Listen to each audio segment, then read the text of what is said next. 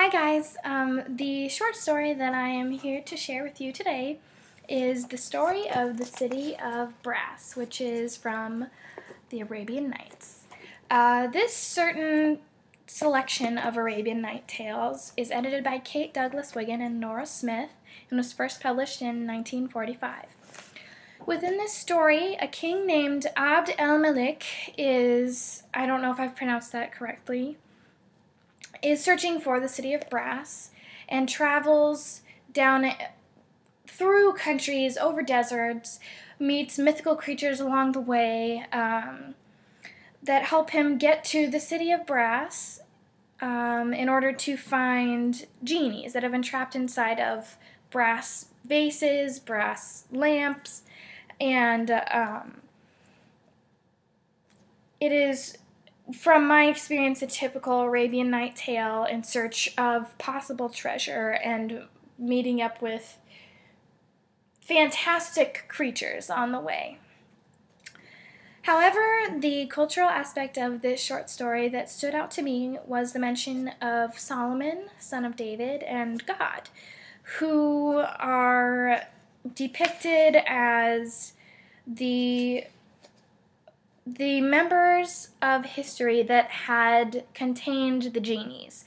King Solomon within the story is listed as the direct cause of why all the genies have been trapped and put in the city of Brass, because they had a war years ago and he was the one to take them down. So I did some extra research, and according to IslamAwareness.net, Muslims do also consider Solomon a prophet of theirs. So religiously, they respect him along with David and Abraham and other prophets that Christians also consider to be a big part of their religion. And it's interesting to me to see them put a religious character in this book fighting off a mythical creature. And that brings me to the question of how they look at our religion, and maybe whether they might have looked at our story of King David as, with him fighting a giant, being a mythical connection as well. Because it is very difficult for me as a Christian to look into the story and think of King Solomon fighting genies that I would think are completely mythical creatures.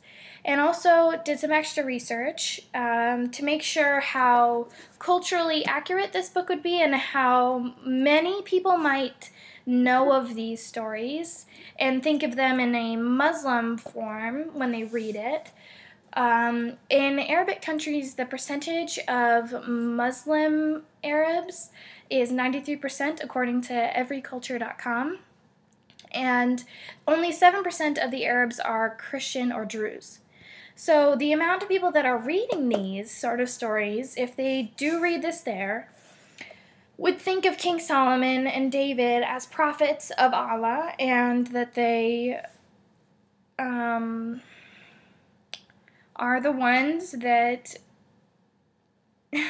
capture genies and put them in the city of Brass. So to me, it's interesting to look at it that way, and it makes me wonder why or how they look at our religion, and whether they see some of the stories in our well-known Bible and just historical characters that we have, that maybe they consider some of those stories to have mythical aspects as well. My question to you is whether you think that, or whether, do you guys know of any other time in which prophets of other religions have been used in a mythical form, or a legend or a tale? Because I couldn't think of any, and this was very different and an interesting topic to me when I ran into it. So I hope to hear what you guys think, and thanks for listening.